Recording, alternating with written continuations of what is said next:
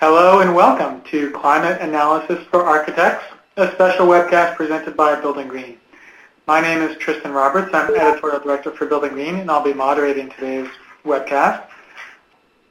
And now, if you've been wondering how his name is pronounced, Kjell Andersen. That's how it is pronounced, as I learned. Kjell is a lifelong Washington resident. He practices architecture at LMN Architects and works for the LMN Tech Studio in Seattle. When he's not designing buildings and simulating energy performance, he spends time with his wife and daughters, plays the violin and fiddle, and is active in local and national sustainability and AIA initiatives. Kjell, please take it away. All right. Thank you, Tristan. Good morning, afternoon, or evening, I guess, if you're in Barcelona. Looks like we've got a good discussion on weather already happening, and everybody is happy so far. One of my favorite quotes on climate is this Mark Twain quote you see that explains the difference between climate and weather. So I'm an architect, and I'm always learning more about buildings. A watershed moment for me occurred when I was working on projects in Vail, Colorado, and Delhi, India in 2007. Some of my first non-local projects. I was drawing wind arrows to show where natural ventilation was going to go through my building, and it was green design. But I actually had no idea if the wind would follow my arrows. I also had no idea how much wind would touch the site and what direction it was coming from. I had no idea how hot Vail was in the summer, whether it snowed in Delhi in the winter, and what the monsoon period was like, and even if there was one. And when was it even going to be comfortable outdoors? I searched the internet for data and found bits here and there that might help me, but didn't really want to rely on some guy blogging about weather conditions at his wedding. I read Sun, Wind, and Light and was consulting other books, but was finding it difficult to apply what I found. So I'm sharing with you lessons learned from applying climate analysis on buildings for over 60 cities worldwide since then.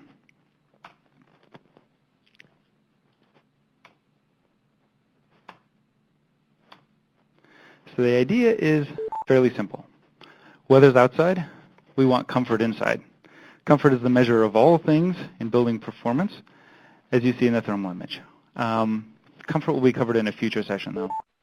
Passive design, our buildings ideally, mediate between the indoors and the outdoors with a minimum input of energy.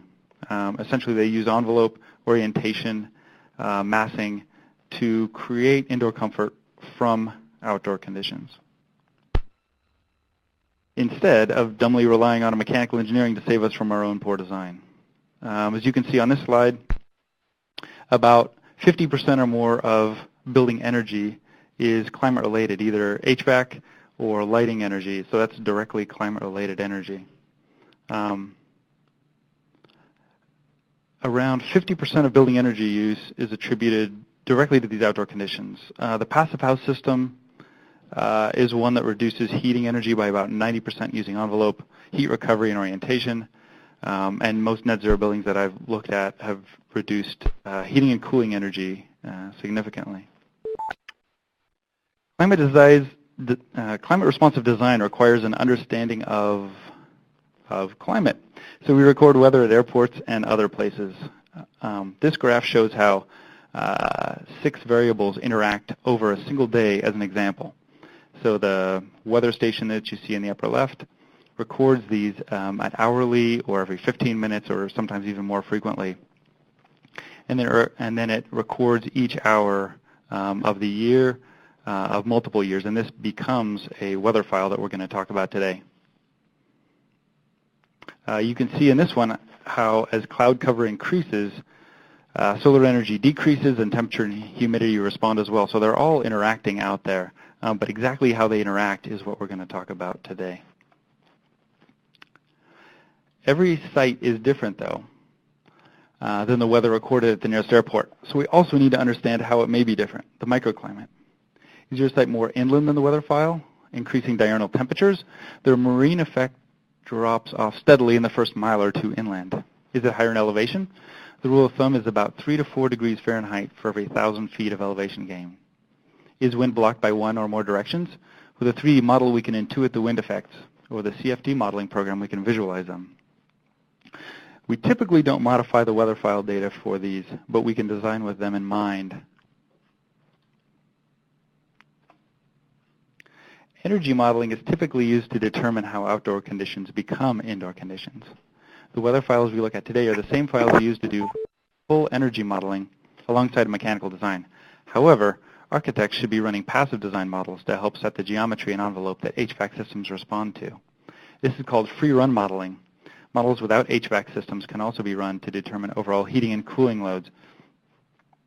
And one of my missions in life is to try and get architects to run more of these types of models.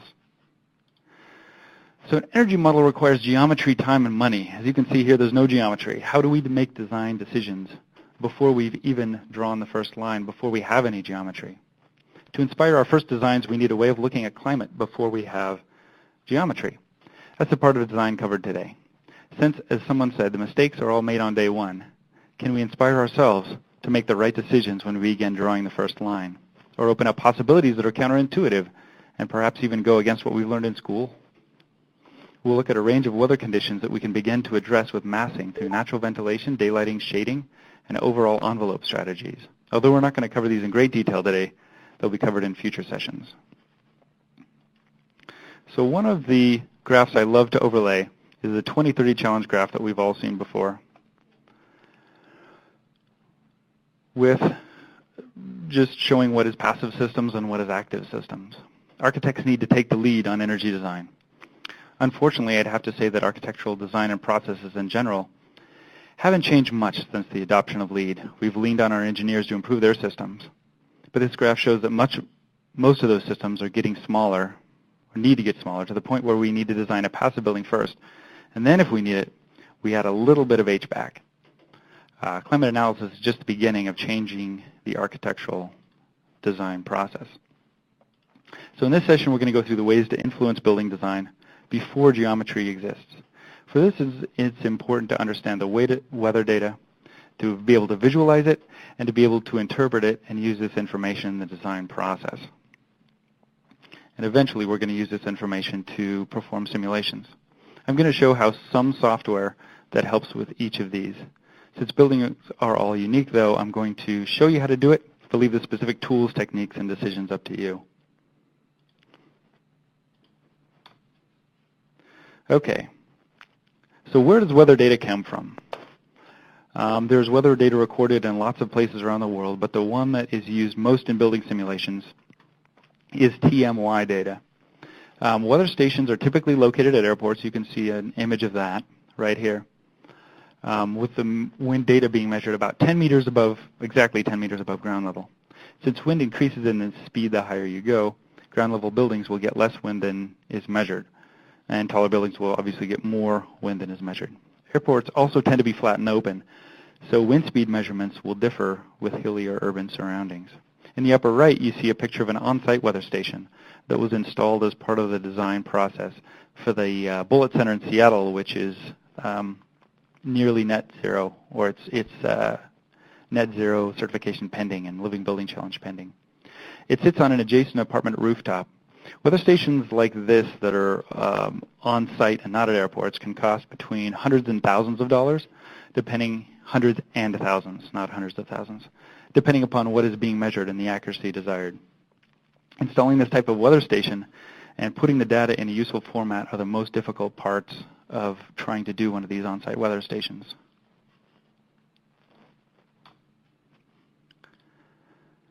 So TMY files represent an average year in a given climate. Actual weather readings over a large number of years are selected for the average January, the average February, the average March, etc. These average months are then connected together into a typical year that represents the average conditions within a climate. Not the peak conditions, but the average conditions. It's important to remember that. It's called the typical meteorological year, or TMY. And sometimes they're called 8760 files since they contain entries for the 8,760 hours in a year, 24 hours times 365 days. So what constitutes typical? Well, TMY files use something that's akin to the Sandia method out of the Sandia National Labs. There are 5 weighted categories that help determine which is the most typical month out of the time period. You can look at there's the TMY User's Manual. If you look that up, you can find out tons of information about this. Wind speed and direction are not prioritized in the weighting, so that's one reason why often those are done using on-site weather stations.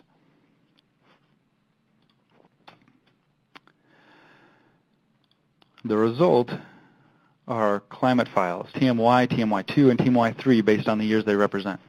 Note that certain years were removed from the data set due to volcanic activity that reduced measured solar radiation and threw off other measurements as well. TMY2s and TMY3s, as you can see here, are the most recent and most often used in building performance analysis. You can download these for free from the Department of Energy. I just Google EERE weather file for the Department of Energy and get to this page.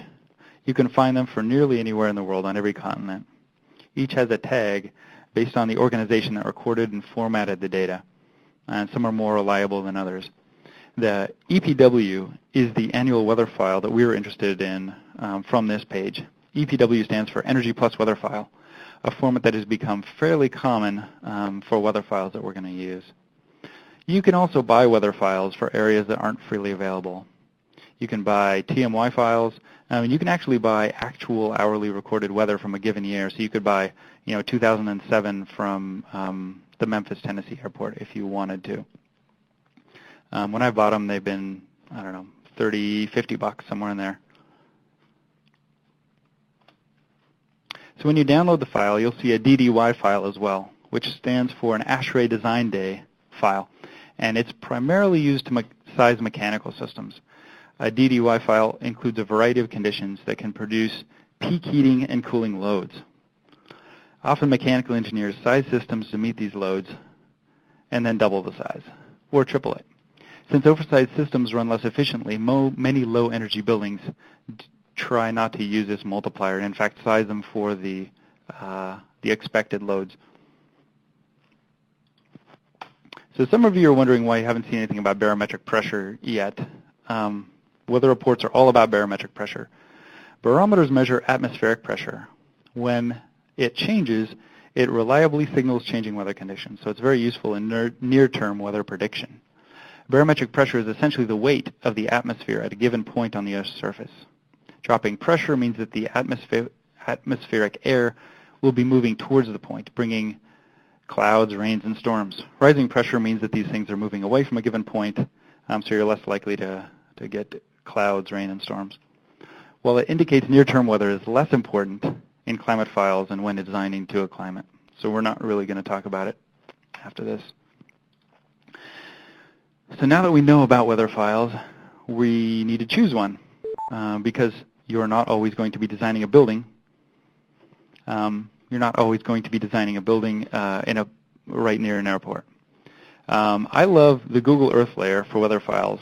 By clicking on the red thing with the black arrow right there on the weather file page, you get to this weather file and you can see all the EPWs that are layered across the U.S. map on Google Earth. One of the great things is you can also investigate terrain differences between your site and the nearest weather file as you choose the weather file.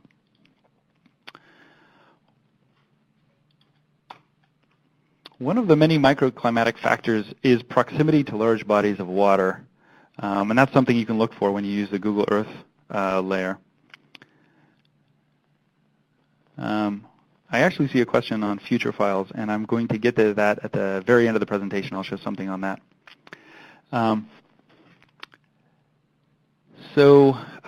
What this particular slide does is you can see one airport, the LA airport, in red. It's a red dot, and it's right on the water essentially. And then you see the Fullerton Municipal Airport in blue, and that's only 11 miles inland. But you can see that there's over a 10-degree summer difference in peak summer temperatures, or rather average summer temperatures in the TMY files. So even just 10 miles maybe of difference inland can make a huge difference in the design conditions for a site. So you can imagine that if your site was halfway between here, or maybe even further inland, you'd have to interpolate to figure out what conditions you were designing to. So here's, for the project in Vail that I mentioned earlier, one of the early exercises was to choose the most representative weather file. Vail itself had no TMY file, so we looked at Eagle, we looked at Aspen, and we looked at Leadville, which are all files that are fairly close to Vail. So, and here's how we analyze them. I looked at the Google Earth layer and the terrain adjacent to each nearby weather file. Here you can see an image of the surrounding terrain and some data on each from Google Earth, including the elevation of it. So which do you think is the most representative weather file? Eagle and Leadville are a little bit closer, but their terrain is a little bit different. So we ended up choosing the Aspen file. The elevation is within 400 feet. As I mentioned, that can have a big difference on temperatures and all the other metrics in there. And although it's 40 miles away, it's within kind of a steep terrain, so we ended up choosing this one. And then we adjusted the weather file based on the sunrise and sunset conditions at Vail, which are different than those at Aspen. So now that we have the right weather file, what do we do next? A lot of software allows you to visualize it to some degree. Some are free and some are not.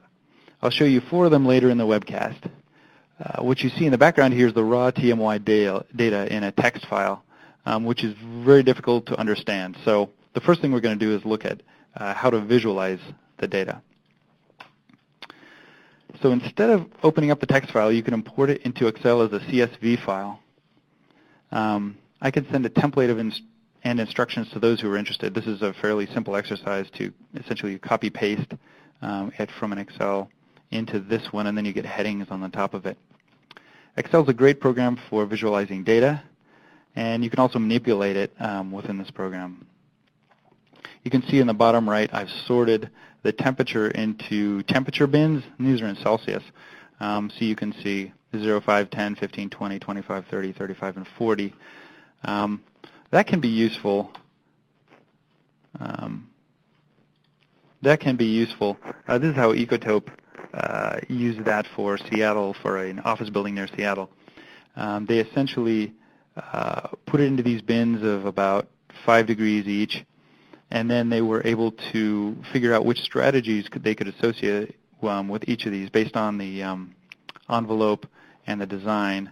They were able to figure out when they would need certain systems and therefore how often they would have to run.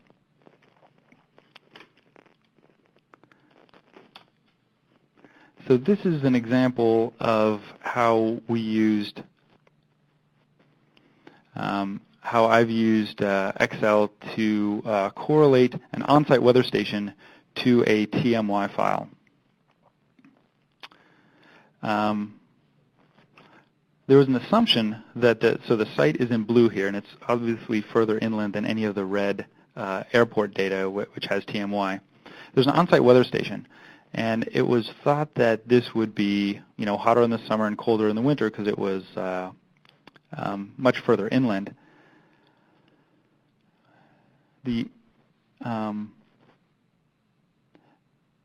The graphs at the upper left show the continuity of data from the weather station. In other words, it was fairly spotty. It was very difficult. We could not have turned that on-site weather data into a TMY file for energy simulation. So what we had to prove to ourselves was that the on-site weather station was or was not similar to the recording the weather that would be similar to the TMY file at the airport. So what we did is we bought a 2011 actual meteorological year file for, I don't know, 40 or 50 bucks. And then we compared the little bits of data that we had from the on-site weather station to those same bits during the same years with the actual meteorological year data that was at the same airport that produced the TMY data. The thought being that if we could correlate these, then we could use the TMY file, and if we came up with any caveats based on correlating these bits of data, then we would have to put those caveats into the TMY file in some case. So that we were able to actually compare, 4 p.m. on July 7th, 2011 at the site to 4 p.m. July 7th, 2011 at the location where the TMY was recorded. We could actually see, temperature and humidity differences on the exact same day at the exact same time. So this is a piece of the report that was generated out of it. If you can see what's going on in the graphs, you can see that the temperatures at the airport in blue and the temperatures at the on-site weather station in green, you can see that they're fairly well correlated. But as perhaps expected, the on-site weather station was recording maybe 3 degrees hotter in the summer on some days, and about 5 or 6 degrees cooler in the summer evenings or summer mornings, early mornings. And so then we were able to, since these were the exact same day, we were able to actually correlate these. And then we could also compare the relative humidity. What we found was that they were actually fairly similar for temperatures, possibly cooler on some peak days on the left that have the arrows pointing to them, but on the right they're actually the same peak temperatures. So we figured, okay, maybe it's a little bit hotter in this area. And then the relative humidity also has a much wider swing. The relative humidity at the site was generally higher than the airport. And we guess that was due to a great deal of on-site vegetation, possibly due to the watering of the vegetation at night. We weren't able to get that because that was obviously in the past. So now that we have good weather data for the site, so the final of that story is that we ended up being able to use the TMY file and realizing that it might be a couple of degrees hotter in the summer. So we would have to modify our design based on that. But other than that, it was fairly similar. So out of that, we were able to put together a climate analysis using the TMY data. And then we highlighted within this what we thought was important to communicate to the client. We also sent them the other thing, but that was a little bit more technical. So this is the more graphic climate analysis. Low relative humidity at peak temperatures, cloud cover that obviously drops in the summer in Seattle area, moderate temperatures and solar energy. And these are heavily modified from an Ecotect output. A more in-depth climate analysis is shown on the next 3 slides for a city in China. These show the most important data fields from the weather file and also include some basic facts from doing internet searches that we could rely on, and a bunch of outputs from Ecotect's weather tool with some modification in Photoshop and InDesign.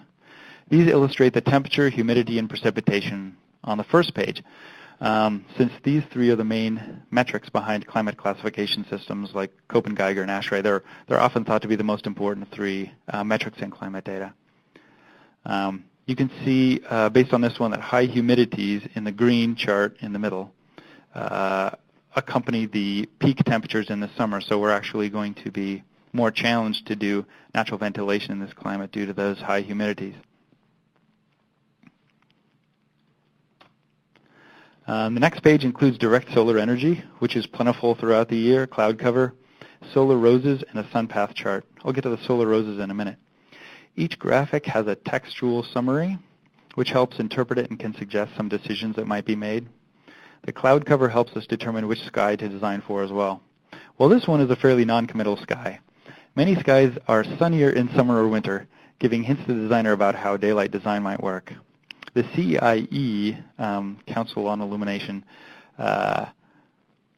overcast sky is typically used when the cloud cover is above 70%, and the sunny sky is typically used when the cloud cover is below 30%. So in most climates, you can actually separate the year into those 3 types of skies and then primarily design to those skies. So the last page of this includes a psychrometric chart, which I'm hoping most of you are familiar with. It's basically temperature against humidity. And then this is an Ecotect output with passive strategies overlaid on it. I'm assuming most of you know how to read this. Hours of the year are plotted in purple, and then each colored strategy includes more and more hours of the year where you don't need any active strategies within. And this psychrometric chart and Ecotect and Climate Consultant and some other tools, it's basically this is a really blunt type of energy model.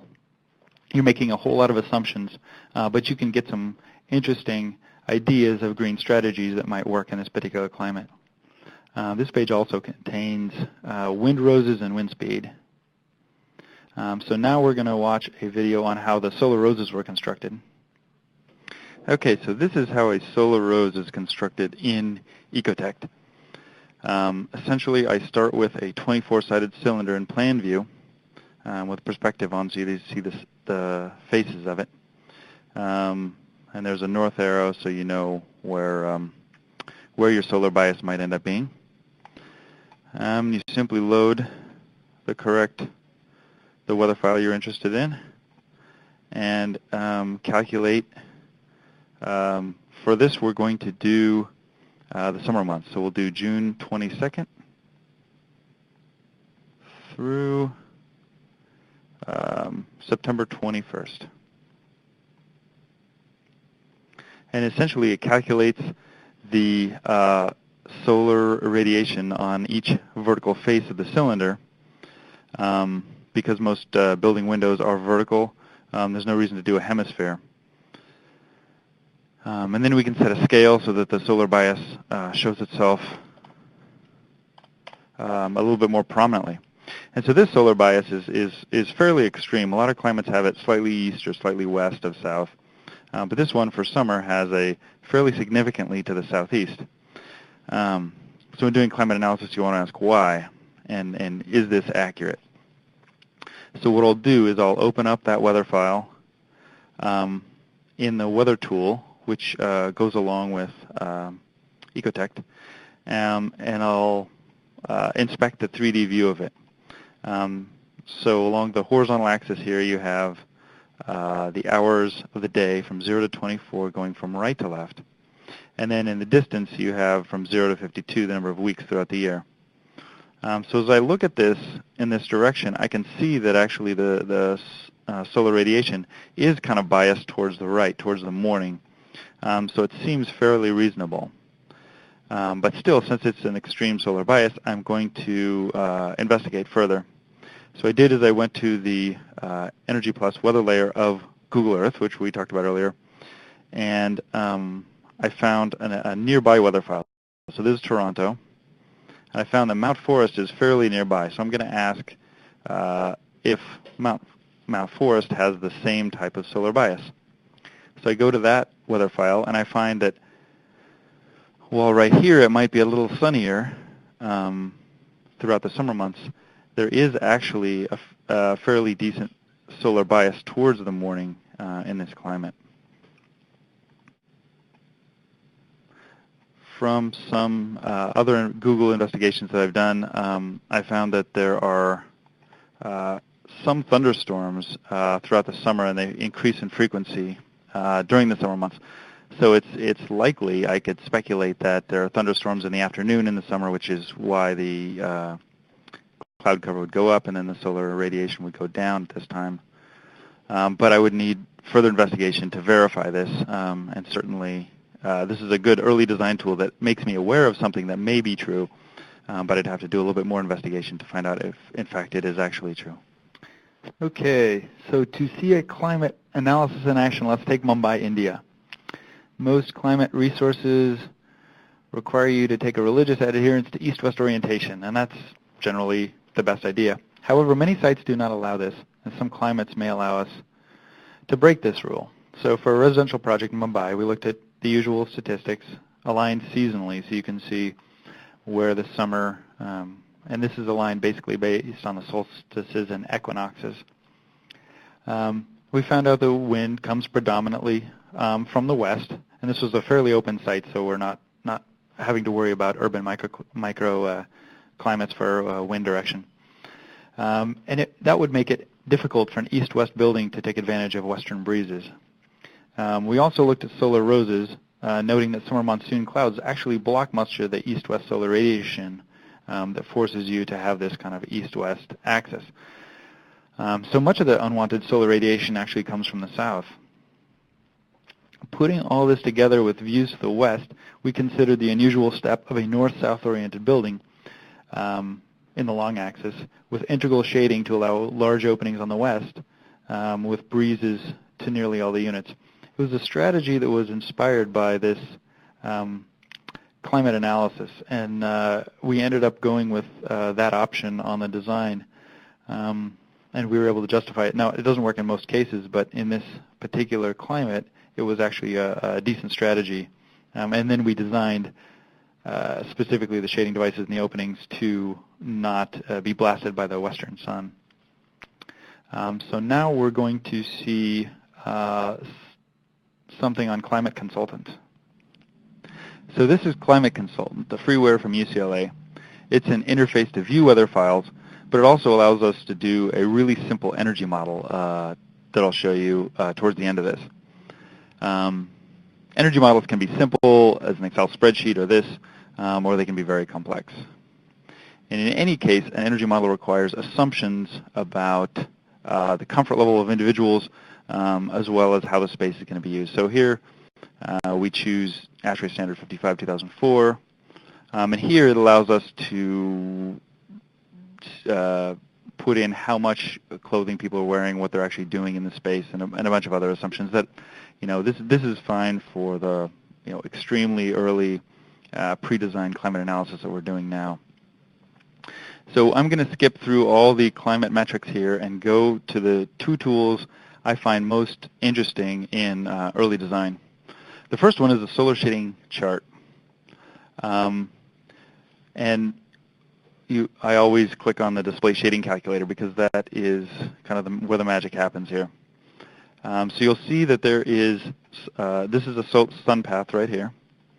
And there's red dots, yellow dots, and blue dots. Blue dots are cold, yellow is medium, and red is, you probably want shading at those hours. So you can see the number of hours up here, 168 hours exposed and 20 shaded for a south-facing window. So essentially you are the dot on the window. And right now you're facing south, now you're facing 30 degrees east of south. And so you can see that that changes the number of hours exposed to the extremely hot areas. What makes this really powerful is that you can put in a horizontal shading device. So right now there's no horizontal shading device, but I can drag it down. So now the shading device is 70 degrees above the dot, and the dot on the window that you are right now. And you can see that that significantly reduces, maybe by 50%, the number of hours in the red zone. You can go down to 60 hours, 60 degrees, and then you have almost eliminated all of the hot hours. When you have a shading device that is this deep, any orientation that's generally south is probably going to be about the same, and you can see what the difference is. Although you'll see here that if it faces southwest, that shading device isn't doing quite as much. You have 78 hours exposed, whereas 30 degrees east of south, you have only 29 hours exposed. So it's a really simple way to estimate how much cooling load you might have based on a particular orientation and shading device. And then you can also do vertical shading devices. So with this, you can bring in your shading device, a vertical shading device, and see how many hours that would actually reduce your solar gain. So that's one tool that I really like. The next one is the psychrometric chart. Now, sustainable design professionals have been using psychrometric charts for a number of years. They're fairly old school, but this is an interactive one that allows you to do quite a bit of work pretty quickly and suggests some of the more important sustainable design strategies that you can do. Psychrometric charts, the temperature increases from left to right, and the humidity increases from bottom to top. Each hour of the year is plotted as a dot in here. And so you have a winter and summer comfort zone.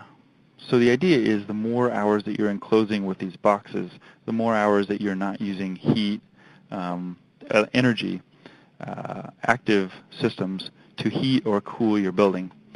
So what we'll do is we'll turn off all the sustainable design strategies here. We find out that 7.3% of the hours of the year are comfortable. You can see that totaled here, and you can also see that right here. So if you incorporate sun shading, you're going to get another, it can be effective 7.8% of the year. You can then play with strategies and see what thermal mass will do, evaporative cooling, ventilation. The internal heat will actually help significantly. And then passive solar strategies as well. Then you can also click on show best set of design strategies, and then it will calculate what it thinks. And this is the energy modeling part of it.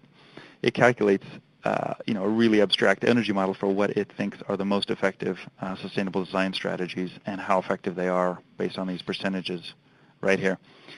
So regardless, it's saying that you need about 60% of the year you need heating and 1% of the year you need cooling. So this gives you some basic strategies for what you might want to look at as you go down the road in energy or in sustainable design. And on the next page, it will actually list all these strategies, and you can click on them to get an idea of what this software is telling you you might want to do with your building.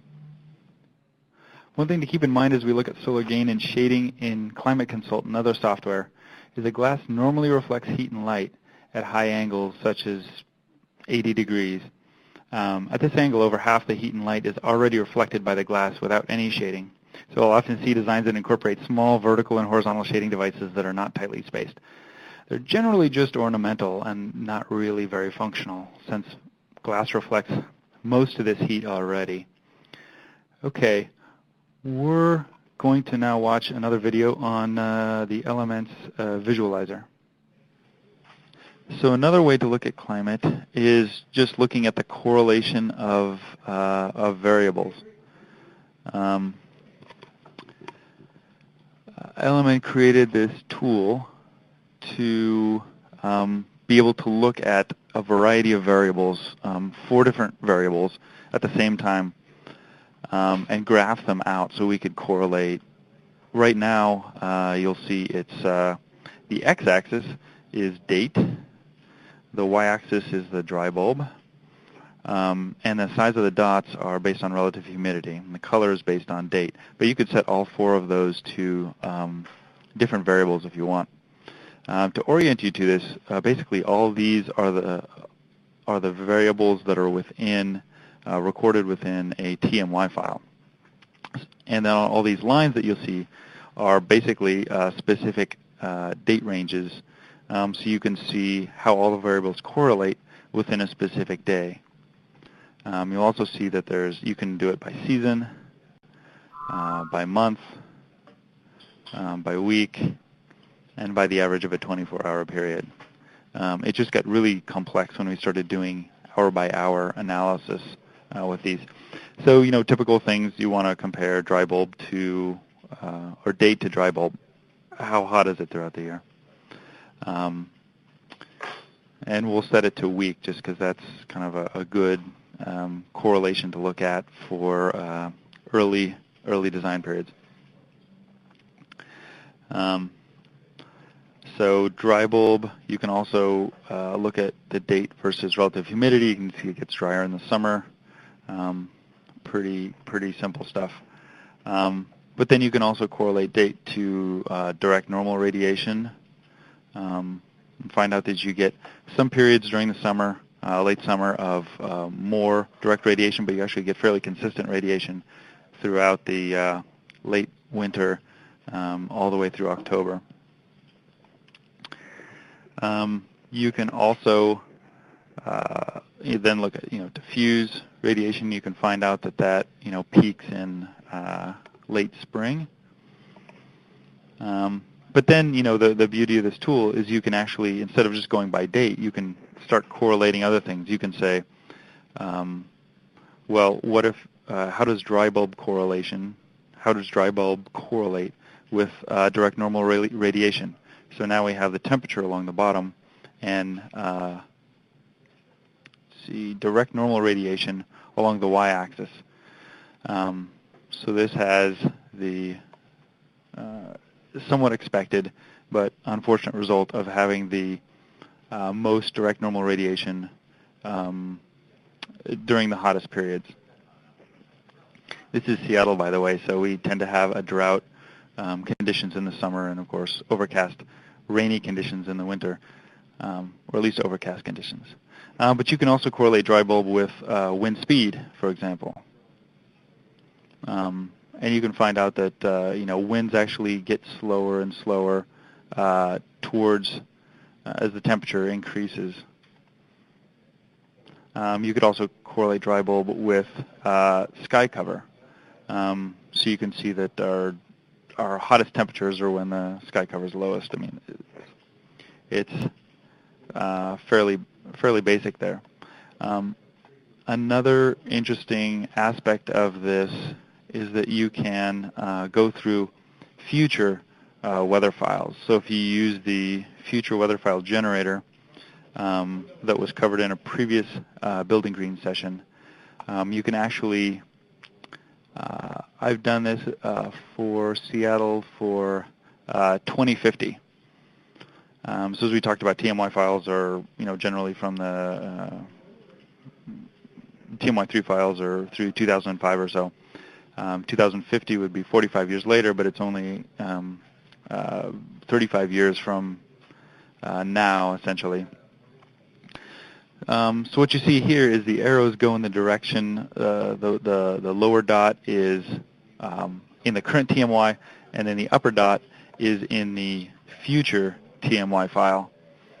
So by hovering over a point, you can see where it is now and where it's likely going to go. The future weather files have future likely scenarios. You can go to worst case or best case. But as you hover over it, you can also see the specific line of what the future conditions might be during this week. And in Seattle, you can see that our summertime temperatures are increasing significantly by about 5 degrees Celsius, according to this projection. You can also look at, in Seattle, of course, we're concerned about our sky cover. We'd like sunnier winters. But you can see that, unfortunately, our sky cover is only going down in the summer, according to this projection. So we're still going to have cloudy winters. We're just going to have, instead of having a mild drought in the summer, we're going to have probably a more significant drought and more sunny conditions in the summer. Okay, so as I typed in, this is freely available on the Elements Tech Studio blog. Now we're going to look at another video of how Ladybug can be used. One of the many aspects of how Ladybug can be used to look at climate data. So now I'm going to show a fairly new set of tools that work in the Rhino grasshopper environment. Ladybug, and I'm not going to show you Honeybee, but I'm going to talk about a little bit about it. Written by Mustafa Radsari and others and released freely, they allow an unlimited exploration of anything that's within a weather file. For those unfamiliar with Grasshopper, this may be a bit quick, but essentially Grasshopper uses the weather file to generate geometry in Rhino, which we'll look at in 2D today, even though it's 3D geometry. Since Grasshopper files can be saved, this can allow a firm that creates a climate study for natural ventilation for one climate. In seconds, they can create the same study for any other climate that they can find a TMY file for. There are a lot of online videos for the use of Ladybug and Honeybee linked at the end of this presentation. The tools have example files for solar analyses, daylight, and a variety of other analyses. But today I'll focus on wind since I've already gone through solar studies. Let's say I'm orienting the building to use wind-driven natural ventilation, or interested in blocking winter breezes. First, I always need to remember that wind direction velocity are not heavily weighted in the method of creating TMY files.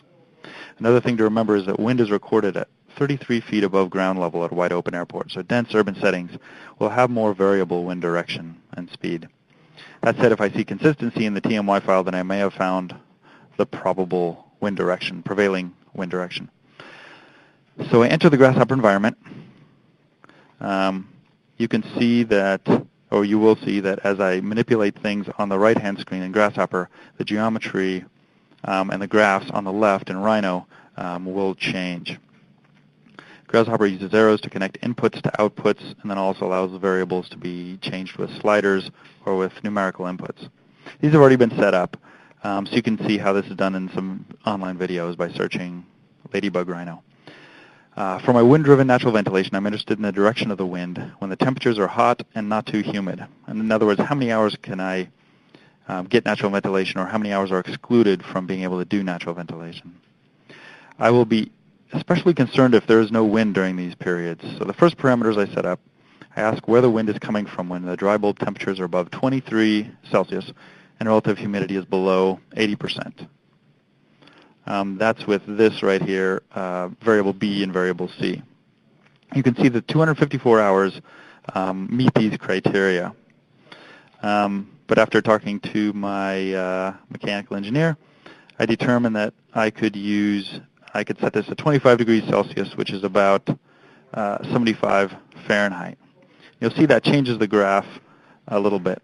I can see that immediately that the wind direction is fairly consistent under these conditions. I've reduced it to 133 hours that now require natural ventilation based on the 75 degree and less than 80% relative humidity. So I can orient my building in this direction. It's difficult to tell from this how many hours have breezes and how many have very little wind, though. So if I determine that less than 3 meters a second would be not enough breeze, I can go into this conditional statement and look and set the criteria for those hours where the wind direction is less than 3. I forgot the and.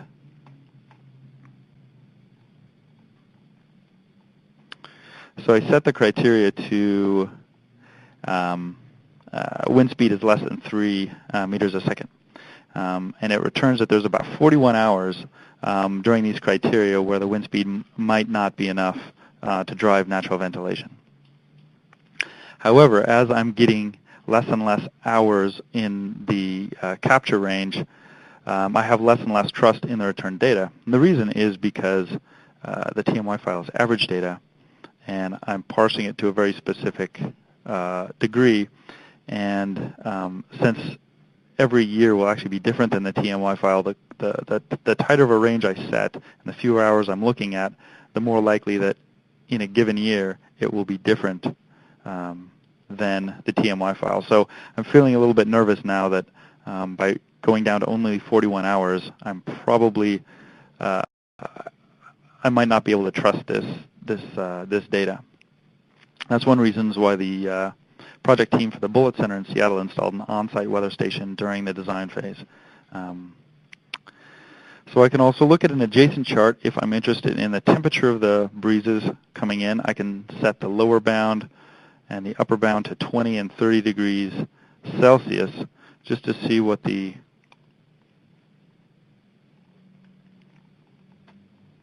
wind temperature will be, for example. Note also that when one is designing a building with an expected lifespan of 50 years or more, considering these scenarios under future weather conditions is important to assess risk. Honeybee takes these ideas one step further and allows real-time simulation of weather effects on 3D models in Rhino, which will be important when we look at building simulations in future sessions. All right, to wrap up, every project has a different set of variables that you're working with. I hope I've given you some tools and techniques to begin looking at how climate can begin to inspire and inform design even before pencil is put to paper. It's all about asking the right questions. Asking questions can be as simple as, what direction is the wind coming from on this site? Once this question is asked, it can be refined, such as, in order to use wind-driven natural ventilation on the ground floor for fresh air and cooling, what is the best geometry? And this leads you, the first question leads you to do climate analysis, and the last question helps you choose the software to begin doing simulations. So that's the end of my presentation, and we're going to open it up for questions now. Okay, thank you. We've been hearing from Kjell Andersen of Element Architects. This is Tristan Roberts from Building Green, going to moderate the Q&A. We do have a question about how the future weather predictions are derived. Can you speak to that, Chal? Yeah, so Building Green actually did a previous webcast on that, but out of the last IPCC report, they generated a method of, this is my understanding, they generated a method of adjusting current weather files to be future weather files based on a certain latitude and longitude, and so it's a fairly broad region. And then we used a climate adjuster to essentially, you upload the weather file and it spits out a future weather file for 2050, 2080, or 2100. And that was covered actually on the Elements blog as well that I sent out earlier. Okay, thank you, Chal. So a few more questions now. Chal, we had a question earlier on about, the question was, is the era of free weather files coming to an end because of errors and reliability issues? What is that person trying to get at, and what's your take on it? What was the question again? Is the era of free weather files coming to an end because of errors and reliability issues? Let's see. Well, maybe we can break this down. Are there errors and reliability issues with these free weather files? There are, but current practice is to use them even with all the caveats that have to be applied to them. They're still the best thing out there. Democracy is the worst governing system except every other one that's been tried. There might be a better way to get weather files distributed to the thousands of energy analysts and building designers out there, but I don't know what it is. There's obviously paid weather files, but I'm not entirely sure that those are that much more accurate. I'd have to be convinced of that. Okay. And can you tell us again where you get these files from? Is there one best source, or do you just sort of search for them? For the paid weather files? For the free ones. For the free ones, okay. I just Google EERE weather file, and it'll take you right to the energy efficiency and renewable energy portion of the Department of Energy website. It'll take you right there. It's the top Google search engine or search result. Okay. In terms of your design practice, Chal, how much weight do you place on that future weather data? The changes we're expecting could have a big impact. How much do you factor that into your designs today? Yeah, that's a really, really interesting question. So I'll advise clients when the future weather in Seattle, for example, shows vastly hotter summers. If we're doing a naturally ventilated building, it's really tricky to bring that up, because if what we're saying to the client is your naturally ventilated building might not work in 50 years, or it may work in a different way than it does now, that's a tough conversation, because it's somewhat based on calculated future weather, which has its own kind of set of caveats, and on the other, this building will be in operation for the next 20 or 30 years before those summers get quite as hot. So as always, you kind of end up making the short-term decision, even if you see this long-term implication of the future weather files being much hotter. I think it's definitely something to just keep in mind. Designers have 1,000 things on their mind as they're going through building design, and it's one more thing, especially if you're saying, like the Bullitt Center, that you're designing a 250-year building. What's the weather going to be like in 250 years? it's difficult. So I don't have a really great answer for that, other than it's just one other piece of information that that you need to look at, especially if you're trying to future-proof your design a little bit. Okay. We're going to take a few more questions, but I want to pause here for to plug the upcoming series. Chell is recently come out with a book, which I recommend for everyone. Climate Analysis for Architects. Design Simulation for Architects. Yep, Design Energy Simulation for Architects. Yeah. And that's part of what we're basing this webcast series on.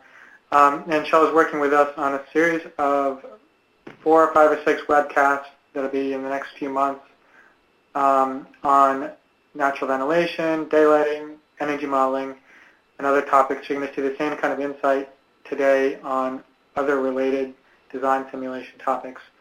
Stay tuned for future announcements on those dates that will be coming up this fall and early winter. Back to some questions, Chell. What is the difference between getting a weather file with the previous year's weather data versus putting a weather station on site and using that to build your model? Putting a weather station on site is currently, unless you have experience doing it, difficult, because I've heard of firms where they buy a bunch of weather stations and then they rent them to their clients, and these are mechanical engineering firms that then know how to interpret and they know, first of all, how to set up the weather station, because if you set it up and there's a metal roof across the street that beams, reflects sunlight on it, it's going to get erroneous information to you. So they know how to set it up. And second of all, they know how to get the data from the weather station. It's getting easier to get the data from the weather station, but it still requires some parsing and some vetting to make sure you're getting the right data and you're capturing it at the right frequency. So that seems to be a good way to go if you have the time, because you want a full year, ideally 2 years of data during the design phase, which often you don't have. Buying a couple previous years of data, I think, is a great idea. One thing I advocate for is for engineers to, instead of running a single TMY file, to run a lot of AMY files through their designs, just to see, under which conditions is it going to perform well, and under which conditions is it not going to perform well. What are the upper and lower bounds of energy use during all these different years, back when, computer power was significantly limited. Run 1 year and, wait for the computer to chug it out. But now that we could run 20 individual years of data, we could actually kind of tune our systems to that. So, I think there's severe limitations to putting an on-site weather station on your site. And it's much easier to just buy actual data from the nearest airport, or from, Weather Analytics is where I bought my weather files from. And then there's a third option, I guess, as well, which is there's a website called Weather Underground that has a ton of hyperlocal data from individuals that have weather stations. Now, those weather files have even more caveats than have significantly more caveats, because you don't know, exactly where it is, what it looks like, what is maybe shading it, what is not shading it, and where it is. But that's a third option. Okay, and I want to acknowledge we're going a little bit over time here, but I do want to squeeze in a couple more questions. If you need to run, just go ahead and take the CEU survey that's on the screen, and the webcast is being recorded and will be posted by next week. But Chell, a couple more questions we're going to squeeze in here. One, I found this, I want you to speak about sort of doing design work in different cities, and to some extent, you only need to do this once you develop this expertise for one location. How do you adapt that to future projects in that same city versus starting from scratch? So if I understand the question correctly, it's, let's say you do one project in Columbus, and then 5 years later you come back and do another project in Columbus. Do you do different investigations when you come back to Columbus. I would. I think a lot of the, as the slide says, every project is unique, and asking the right questions. The question, if one is doing natural ventilation and it's a conference center, and another one is a hotel, and you're trying to do, passive solar design or passive cooling or something like that, you would ask different questions, and so you'd actually use, your Ladybug, your climate consultant, or your software to answer those different questions. I'm a big fan of writing down your questions and figuring out what is the most specific question you can ask of what you're trying to get at. Because if you can define your question, you can probably find the data to answer that question. I hope that answers the question that was asked. Yeah, that's a good shot at it. Thank you. In terms of climate consultant, does climate consultant assume a, quote, code baseline building with generic assumptions about glazing window-to-wall ratios? It does. Yeah, if you go to the second or the third page of Climate Consultant, it asks you the comfort standard that you're looking at, and that's, I think there's a California one, there's an ASHRAE 2007 or 2010, there's like 4 or 5 baselines for comfort. And then the next page, it asks you about internal heat gains, and asks you maybe, I don't know, there's 30 different spaces where you could fill in information to kind of, because it's essentially an energy model, so it allows you to input the typical energy modeling things in there. And I think you can change almost all of them, which would then, change your psychrometric, energy model slightly. And then there's also a natural ventilation one, and of course, the natural ventilation one completely changes all the options you have as far as inputting the energy model, because that's a completely different way of looking at energy modeling. Okay, well, that's all the questions we have time for. Kjell Andersen, it's been a pleasure having you on this webcast. Thanks. For anyone that doesn't have it yet, I recommend buying Kjell's book. Kjell, any last words of wisdom do you want to leave us with? I think I passed on all my information. Just analyze climates, and then please share your best examples, because architects tend to keep things in their own bunker as a competitive advantage, and I'm willing to share, and I hope you all are also willing to share what you learn. Well, we appreciate you sharing what you learned, and thank you everyone for joining us today. As I mentioned, this webcast is part of an upcoming series on other design simulation topics. Please stay tuned for future announcements. If you would like a seat used with your webcast, please take the survey on the screen. If you're watching in a group, everyone should take that URL back to their workstation and complete the survey. Thanks again, Kjell. Thank you all, and we'll see you next time.